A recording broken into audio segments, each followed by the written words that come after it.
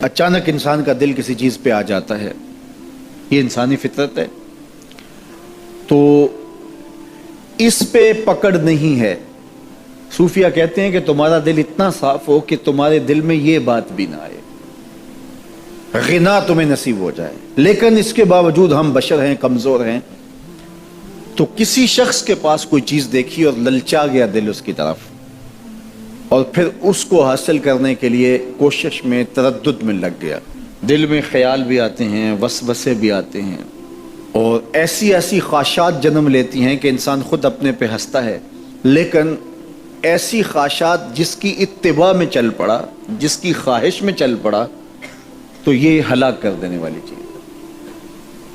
آرزو کا پیدا ہو جانا، حتیٰ کہ آرزو تو آرزو رہی، وسوسے کے پیدا ہو جانے پر بھی پکڑ نہیں ہے اگر اس کی اتباع نہ کی جائے۔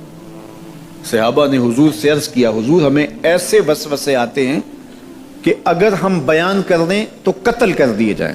اتنا غلیظ خیال بعض اوقات انسان کے دل کی تختی پہ آتا ہے، دماغ کی سکرین پہ ابھرتا ہے۔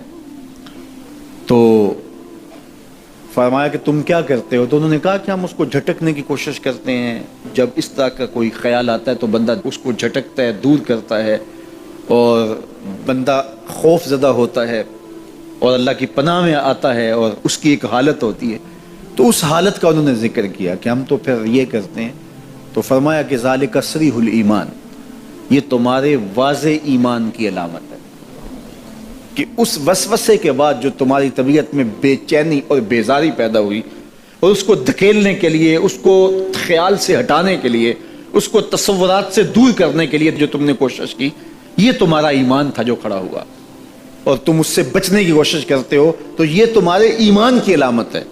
تو خالی وسوسہ اگر کتنا ہی غلیظ کیوں نہ ہو، اگر اس وسوسے کو خیال کا حصہ بنا کے اس سوچ کو لذت کا سبب نہ بنا لیا جائے، حتیٰ کہ غیر محرم کے اوپر آپ کی نظر پڑ گئی، تو فرمایا النظرۃ الاولی لک والثانیۃ علیک، جو پہلی نظر تجھے حاصل ہوئی تو وہ تیرے لیے ہے، لیکن اگر تو نے نظر کا تتبع کیا اور پھر تیری نظر نے دوبارہ پیچھا کیا تو وہ تیرے اوپر وبال بن جائے گی۔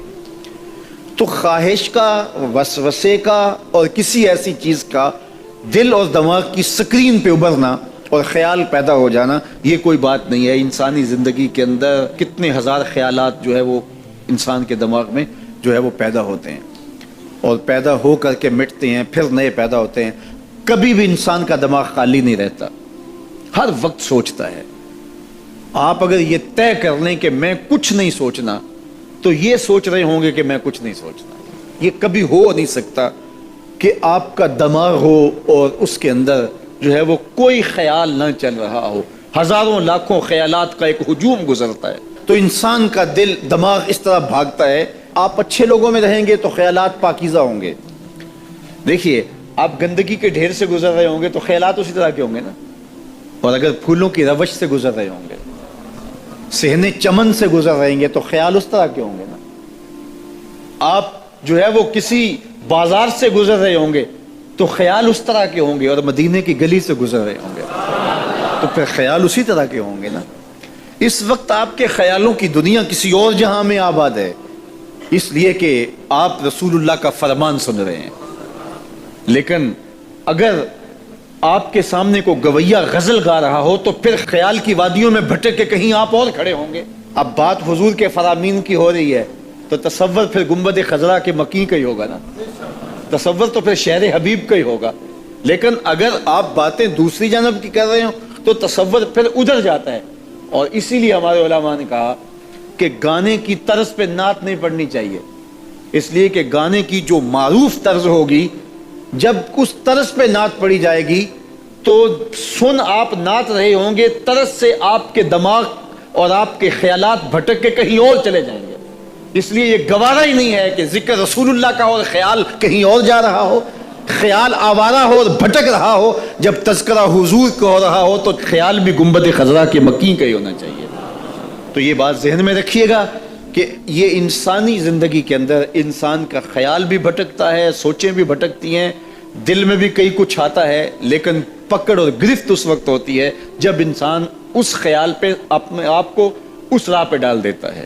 لالچ کا پیدا ہونا بھی شریعت میں ماخوذ نہیں ہے. وہ تمہارے لیے جو ہے وہ وبال تب بنے گی جب تم اس کی اتباع کرنے لگ جاؤ گے, اس خواہش کے پیچھے لگ جاؤ گے.